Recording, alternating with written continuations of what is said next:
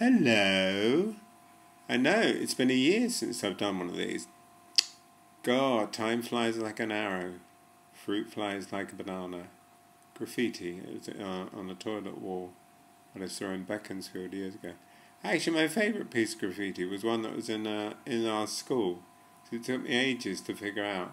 Written on the wall was whale, oil, beef, and hooked. Just to sort of, reading it down. Whale, oil, beef, hooked. And then underneath somebody put Irish accent. And the idea was that when you read it with an Irish accent, apologies, everybody's going to do their cod Irish accent. It goes, whale, oil, beef, hooked. And the great fun you can have is leaving as big a gap as you can between the beef and the hooked. Whale, oil, beef, hooked. Anyway, that's got nothing to do with this. This was triggered by, I just reread a blog I wrote in 2010 after the last World Cup, which is around this time of year. And I looked through that and thought, God, there's been some changes. So in fact, if you haven't read it, the thing to do is go to jimsweeney.co.uk and you'll find the blog there, a link to the blog. Okay, so just pause this on the count of 3 and then come back and join us. Ready? 1, 2, 3, pause.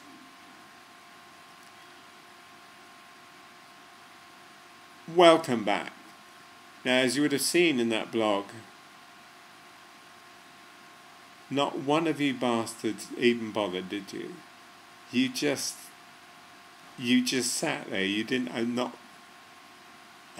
the point? Well, anyway, go and read the blog afterwards then, because then it was just after the World Cup in 2010, which was a World Cup I didn't expect to see. So imagine my surprise when I watched the last World Cup, and I watched every single game. Game of the tournament, without any doubt for me, Argentina versus Iran. 0-0 until the 90 whatever it was minute. And then it took Lionel Messi, arguably, and I'm prepared to argue it, the best player in the world, to score a special goal. So that was the game, 1-0 to Argentina. So that World Cup, and Spain limped out really easily. And in the last blog I mentioned, the blog in 2010, what was happening with my... Well, my MS, really, it basically has got the run of the body, right? So I can do this. Yeah. That's actually a new symptom that comes with the MS, which some of the carers find quite disturbing. Apart from that, it's my breathing is much shallower. The MS has the run of the body, and it's rewiring my brain. So my dandelion brain has got even more dandeliner. And can barely hold on to a thought before it goes flying off into another one. Having looked through the rest of the blog, my rather strident views on religion have abated, and I happily now describe myself as a recovering Catholic. What else? Then it had all the projects I had planned. Oh, writing the short film never happened. I couldn't do that. That never came about. Or the project with Lynn Ferguson. Although she did make inroads on it, but it was just, I couldn't do it. But I did meet her. She came over. She came over and visited recently. It was great to see her. She gave me so many good thoughts on just stuff, life. The importance of life. Like I said in that original blog, if you'd have read it, people, that's the most important thing to me. So that was good. Seeing Lynn. Lynn, what else? Who else has been around? Lizzie Roper's been around, which has been fantastic. So I haven't seen her for over a year because she was up being in Hollyoaks, which is a TV series if you're from somewhere other than Great Britain, England, wherever, London. Oh Christ, I don't know. Look, don't expect me to know where you are. I can't do that. So that was good. That was great seeing Lizzie because she's such good fun. I'm going to forget people who visited. All of the Comedy Store players, know various guys, you know, Richard and Josie and Andy and Paul, Neil, and also I get a regular visit from a really nice chap called Len Simpson, who he was at the Comedy Store. I think he might have been a homeless guy, who Don Ward, who runs the store, used to let sleep at the top of the stairs on the cold winter's night, which was rather nice. Oh, actually, if anybody sees Don at the store, could they pass him on a message? Because he sent me a case of wine. I'm going to just say, actually, if you show this to Don, Don, thank you I said thank you very much for the wine. No, for the wine. Thank you very much you sent me the box of wine. Thank you very much for the wine. Yes. Okay, bye. He's holding onto a knife by his fingertips. And I talk to Len every Sunday, he pops around. Really good chats with him. And my two oldest friends, Steve and Cedar, I've been in touch with, see them a lot. What else? God, what else has happened? Oh yeah, I know, as we all know, I am, of course, an inspiration, incredibly brave, honest, witty, and we know all these things to be true because it's been said in reviews, in newspapers, and everything written in a newspaper is true. But I've never been called an improviser with integrity, which I was this year, in a little piece in the Edinburgh Festival, a pre-Edinburgh Festival sort of promotional thing, written by Colin Mockery. Colin Mockery, people might know, is from that improvisation show called Who Gives a Fuck Anyway? Because, listen, people who know me know that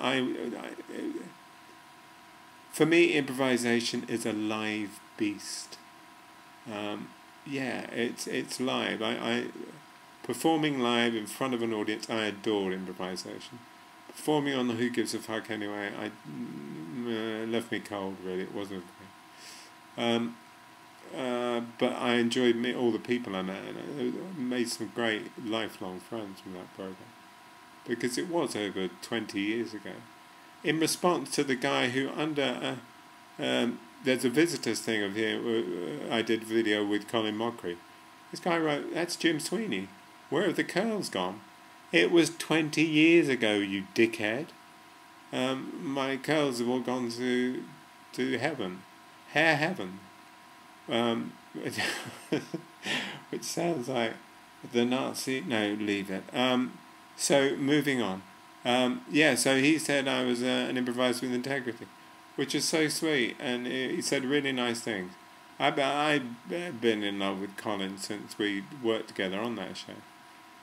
He improvises with true freedom, the way I think you should improvise. I did a thing on it. In fact, if you look out on here, Jim Sweeney Oval House, you'll see it.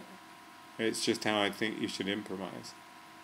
Because I've been doing improvisation.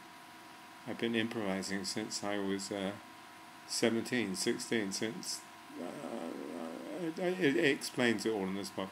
Anyway, for a bloody long time. But Colin was always a favourite to work with. I'll give you two examples of why I like him so much, what made it laugh. On the Who Gives a Fuck Anyway, they were trying to... Oh God, there's game song titles. Really, we were lashing the bleached white skeleton of a long dead Palomino, trying to breathe life into this turkey. It was you only spoke in song titles. You couldn't use lyrics, because if you used lyrics, then they had to pay money. But if you spoke song titles, it was fine. It's incredibly hard. I mean, you imagine I'm just trying to think. A mixture of okay, let's do Beatles and Rolling Stones titles, because that's the only ones that I can think of. So you might get know, somebody coming a hard day's night. Go, the other one might go, oh, yesterday. And you go, yeah, brown sugar? Do you know what I mean? It's really difficult. You're searching, and we're putting all our energy trying to do this. And Colin got that wonderful look in his eye, he gets that look of sort of mixture of blind panic and complete joy, and just went, theme from Star Wars. And collapse of everybody in the room. We all went over. And the other one was during a tour of Dubai. We went to Dubai with Stephen Frost and Steve Steen and Richard Franch, and we were playing. And we were doing a sound check in this big hotel room. And Colin, who not many people know, Colin is from Scotland as well. He's actually Scotch, this is true. Ask him. And in fact, his name in Gaelic is not Colin Mockery, it's Colleen McCockery.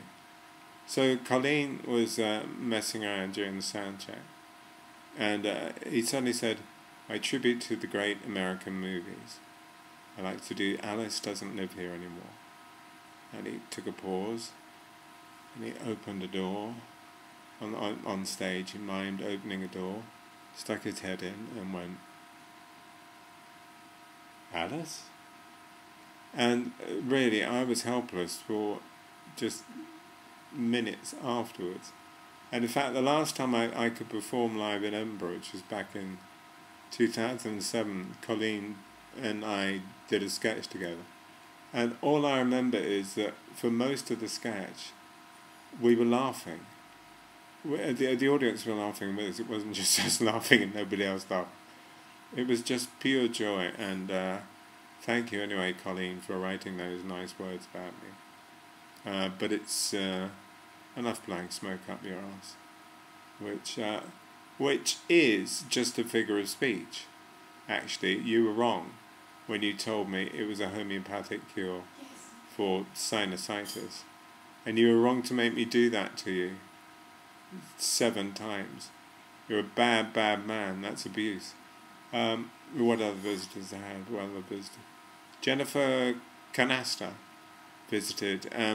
Jennifer, it's great. We just had this long, rambling conversation. Always do. Goes everywhere, here, there, and everywhere, chatting about everything. And on that particular day, my partner was going away overnight. She was going to have a break, and one of the carers was meant to come and do the overnight stay, and they couldn't. So Jennifer really sweetly volunteered. So she went to where she was staying. I think she was staying at Josie's house. Got her stuff, came back here, and she stayed. And normally I get put to bed at 11 o'clock, but we were drinking red wine, and I had my marijuana. And eventually I went to bed at 1:15, which is really sweet. She had to postpone, move her train she was taking the next day, because she was going up to the Edinburgh Festival. Because, for reasons past understanding, she chose to marry that narco-commie malcontent Greg Proops, who was performing at the Edinburgh Festival. In fact, I've just figured out properly how to download his podcasts directly onto my iTunes, which is fantastic. And they are hilarious. It's a joy actually to hear him. You're hearing a comic just at his peak. And he comes out and he riffs for, an hour and 20, sometimes it feels like 8 hours. But it's just fun. It's pure gold, and it's genius, and you must listen to it. You really must. In fact, he's playing in the London Soho Theatre on October the 19th. So get tickets, see him work it live, because it's just an absolute. It's just comedy genius. So do listen to those podcasts, and you can download them from iTunes or from his website, which I guess is gregproops.com, and you can download them for free, obviously. Commie. I think that's about it for now. One last thing to do. I want to thank Andy Smart in advance. Today's Sunday, September the whatever it is, and tomorrow will be Monday, September the whatever it is. And he's coming over. And he doesn't know this yet, but he's going to edit this and get it put up on YouTube. That's my plan anyway. So thanks for doing this, Andy, even though you didn't know you would be. That's it. I'll try and do another one of these soon. Yeah, I'll try, but if I don't moan about it. I'm not very well. See you in a bit.